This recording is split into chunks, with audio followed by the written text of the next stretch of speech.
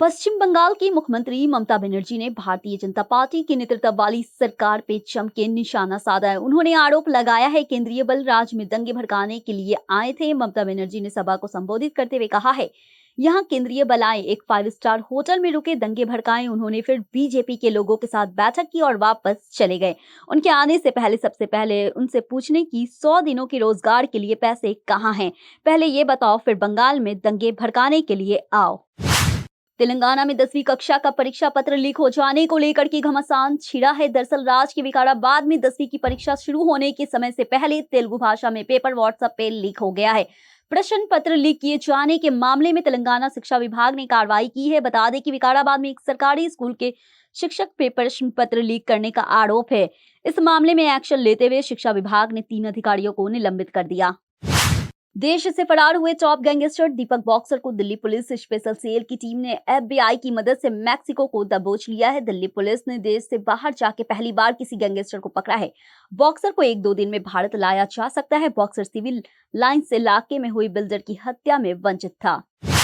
ED ने कहा है, उन्हें आय से अधिक संपत्ति के मामले में पटना की एक विशेष अदालत में पूर्व रेलवे कर्मचारी चंदेश्वर प्रसाद यादव और उनकी पत्नी उर्मिला देवी के खिलाफ अभियोजन शिकायत दायर की है। ईडी ने पीसी अधिनियम के विभिन्न धाराओं के तहत सीबीआई एसीबी पटना द्वारा दायर प्राथमिक और आरोप पत्र के आधार पर पीएमएलए के तहत जांच शुरू की।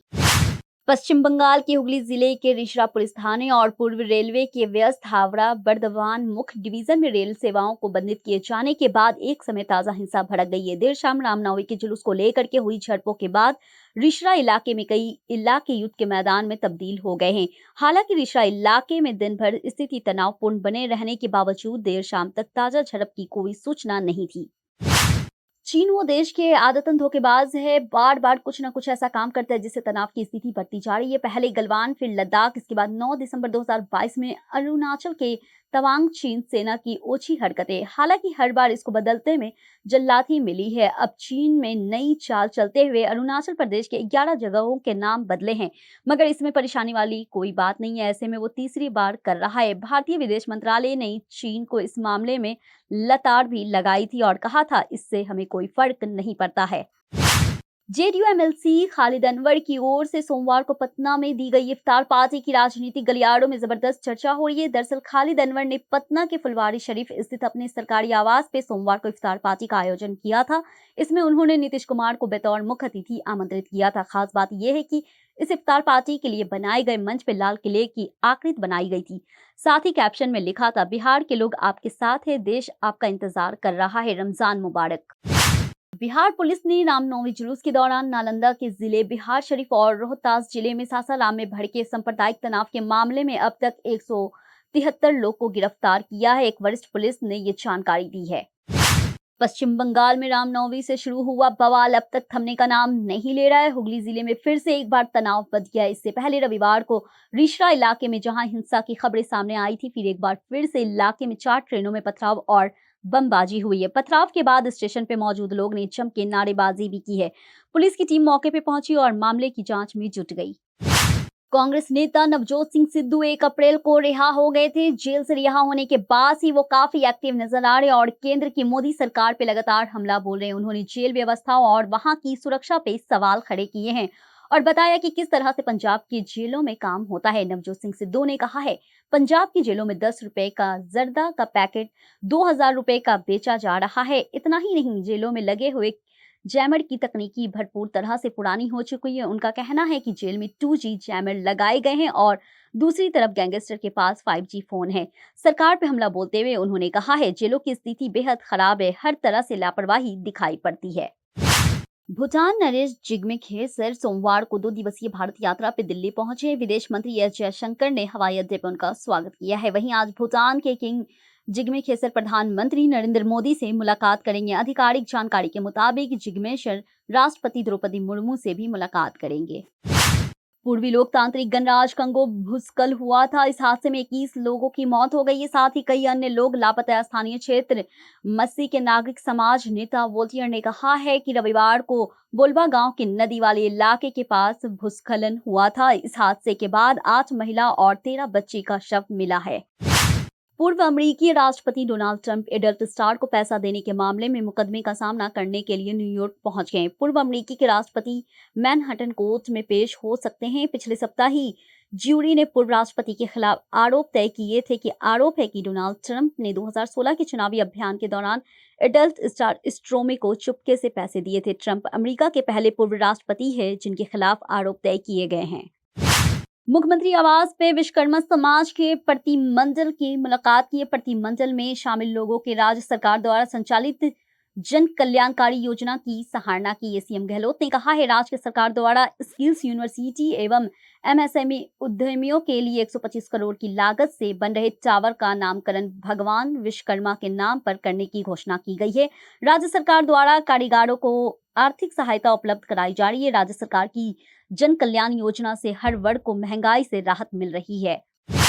कांग्रेस सांसद शशि थरूर ने विदेश मंत्री एस जयशंकर से अपील की है कि वो थोड़ा कूल रहने की कोशिश करें। दरअसल एस जयशंकर लगातार पश्चिम देशों के आड़े हाथे ले रहे हैं। रूस यूक्रेन युद्ध के बीच जिस तरह से भारत ने रूस के साथ तेल खरीदने का फैसला लिया है, उसके बाद कई देश भारत के इस फैसले पे सवाल खड़ा कर रहे थे, लेकिन इन लोगों को एस जयशंकर ने अपने जवाब से शांत कर दिया। समाजवादी पार्टी के प्रमुख अखिलेश यादव ने फिर से गठबंधन को लेकर के बयान दिया है। उन्होंने स्पष्ट कहा है, सपा अपने गठबंधन के सहयोगी से बातचीत कर निकाय चुनाव लड़ेगी। इससे पहले उन्होंने लोकसभा चुनाव भी अपने गठबंधन के सहयोगी के साथ लड़ने की बात कही थी। यानी कांग्रेस के लिए सपा से गठबंधन के दरवाजे बंद कर दिए थे। लेकिन रामगोपाल यादव की कुछ तस्वीर अलग ही कहानी बयान कर रही है। निषाद आरक्षण को लेकर के 7 जून को 2015 को हुए कसरवल कांड में आरोपी यूपी सरकार के कैबिनेट मंत्री डॉक्टर संजय निषाद पेश हुए थे, लेकिन सिविल कोर्ट में अधिवक्ताओं की हड़ताल की वजह से कोर्ट 5 अप्रैल की तारीख लगाई है। इस दौरान संजय निषाद ने पत्रकारों से बात करते हुए आरोप लगाया है कि पिछली सरकारों ने उन्हें फर्जी मुकदमे में फंसाया है। उन्हें कोर्ट पर पूरा भरोसा है। यूपी में स्थानीय निकाय चुनाव को लेकर के बीजेपी ने अपनी रणनीति में बड़ा बदलाव किया है। राज्य में निकाय चुनाव में प्रभारी बनाए गए मंत्रियों के नगर निगम बदले गए हैं। 17 नगर निगमों में जिन्हें पहले प्रभारी बनाया गया था, अब इनमें से ज्यादातर को बदल दिया गया है। केवल 3 नगर निगम को छोड़कर बाकी 14 नगर निगम में बीजेपी ने अपने चुनाव प्रभारियों को बदल दिया। भारतीय जनता पार्टी की राज्य की कांग्रेस सरकार पे जयपुर बम विस्फोट मामले में लापरवाही का आरोप लगाते हुए मामले में सरकार को उच्चतम न्यायालय में मजबूत अपील करने की मांग की। राजस्थान में निजी अस्पताल की doctors right to health bill के खिलाफ पिछले 17 दिनों से हड़ताल पे। इस प्रदेश की स्वास्थ्य सेवाएं बदहाल हो गई है, लेकिन डॉक्टर्स का कहना है कि सरकार इस बिल को वापस ले तभी निजी अस्पताल के डॉक्टर्स प्राइवेट अस्पताल में मरीजों का इलाज शुरू करेंगे। शहर के 23 प्राइवेट अस्पतालों की संचालकों ने मुख्य चिकित्सा एवं स्वास्थ्य अधिकारी को ज्ञान सौंपा है। उनका कहना है कि वो सरकार की चिरजीवी और राजस्थान सरकार की स्वास्थ्य योजना जैसी योजना के तहत इलाज नहीं करेंगे। राजधानी समेत देश की कई राज्यों में बेमौसम बारिश हो रही है। मौसम विभाग से मिली जानकारी के अनुसार आज से भी देश के कई हिस्सों में बारिश होने की संभावना है। इससे पहले दिल्ली, एनसीआर और कई इलाकों में बारिश और आंधी के बीच ओले गिरे थे, जिसकी वजह से कई जगहों पे जलभराव हो गया है। केंद्रीय मंत्री रामेश्वर तेली ने G20 देशों से आह्वान किया है कि वो रोजगार कार्य समूह के 3 प्राथमिकता वाले क्षेत्र कौशल अंतराल, गिग और प्लेटफॉर्म इकोनॉमी और सामाजिक सुरक्षा के सतत वित्त पोषण पे विचार विमर्श जारी रखे ताकि उन्हें स्पष्ट रणनीति में तब्दील किया जा सके। केंद्रीय मंत्री ने दूसरी EWG बैठक के उद्घाटन सत्र को संबोधित करते हुए कहा है, फरवरी में जोधपुर में पहली बैठक के दौरान उल्लेखनीय प्रगति हुई है। प्रधानमंत्री नरेंद्र मोदी ने कहा है, भ्रष्टाचार के खिलाफ लड़ाई लड़ने के लिए आज राजनीतिक इच्छा शक्ति की कोई कमी नहीं है। अधिकारियों को भ्रष्ट लोगों के खिलाफ बगैर हिचकिचाहट कार्रवाई करनी चाहिए, भले वो कितने भी ताकतवर हो। उन्होंने भ्रष्टाचार को लोकतंत्र और न्याय की राह में सबसे बड़ा रोड़ा करार देते हुए ये भी कहा है, सीबीआई की प्रमुख जिम्मेदारी भारत को इससे मुक्त कराना है। चेन्नई पुलिस ने कला क्षेत्र के सहायक प्रोफेसर हरि पद्मा को यौन उत्पीड़न के आरोप में गिरफ्तार कर लिया गया है। कला क्षेत्र फाउंडेशन की तरफ से संचालित रुक्मणी देवी कॉलेज ऑफ फाइन आर्ट्स में एक पूर्व छात्रा ने यौन उत्पीड़न की शिकायत दर्ज कराई थी। इसे लेकर के कई दिनों तक विरोध प्रदर्शन भी जारी रहा।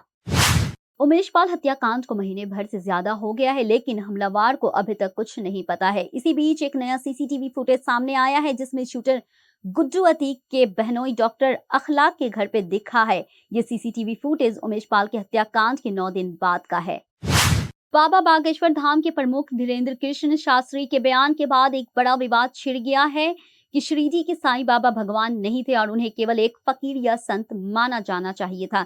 ये बात धीरेन्द्र शास्त्री ने जबलपुर में प्रवचन के दौरान कही थी। शिवसेना उद्धव गुट के युवा सेना के नेता राहुल कनाल ने पुलिस को पत्र लिखकर के बागेश्वर धाम के धीरेन्द्र शास्त्री की शिरडी साईं बाबा पे दिए गए बयान को लेकर के उनके खिलाफ प्राथमिक दर्ज करने की मांग की। दिल्ली में एक प्रेग्नेंट महिला को गोली मारने का सनसनीखेज मामला सामने आया है। एक शख्स ने गर्भवती महिला को सिर्फ इसलिए गोली मार दी क्योंकि उसने आरोपी को तेज डीजे बजाने से रोका था। फायरिंग में घायल महिला को गर्भपात हो चुका है। वो गंभीर हालत में इस वक्त अस्पताल में भर्ती है। पुलिस केस दर्ज कर इस मामले में 2 आरोपी को गिरफ्तार किया है। उत्तर प्रदेश की गाजियाबाद पुलिस ने मोबाइल चोर गैंग के 4 लोगों को गिरफ्तार किया है। ये लोग मोबाइल फोन को चोरी कर उसको अनलॉक करते थे। इसके बाद उसका IMEI नंबर बदल देते थे। इससे पुलिस लूटे गए मोबाइल की न तो लोकेशन निकाल पाती थी, न उसे तलाश कर पाती थी। पुलिस के पकड़े गए आरोपियों के पास से करीब 1 दर्जन लूटे गए मोबाइल और IMEI बदलने का सॉफ्टवेयर बरामद किया है। दिल्ली पुलिस ने एक बड़े लग्जरी कार गैंग का भंडाफोड़ किया है, जिन्होंने पिछले 1 साल में दिल्ली से 100 से ज्यादा लग्जरी गाड़ी को चुराया और फिर उन्हें मेघालय रजिस्ट्रेशन कराने के बाद देश के दूसरे राज्यों में बेच देते थे। पुलिस की टीम ने 4 बदमाशों को गिरफ्तार किया है। पुलिस ने आरोपी को पकड़ने के लिए दिल्ली, मेरठ, कोलकाता, मेघालय, बिहार, बंगाल, हरियाणा और झारखंड में छापेमारी की और आरोपियों को धर दबोचा है। उनके कब्जे में पुलिस को 12 गाड़ी, डुप्लीकेट चाबी और नकली नंबर बरामद हुए हैं। IPL 2023 का 7वां मैच आज दिल्ली के कैपिटल्स और गुजरात टाइटंस की टीमों के बीच खेला जाएगा। दोनों टीमों के बीच मुकाबला अरुण जेटली स्टेडियम दिल्ली में होगा। लखनऊ सुपर जायंट्स के खिलाफ पहला मैच हारने के बाद डेविड वार्नर की टीम मुकाबले में पलटवार करने में उतरेगी।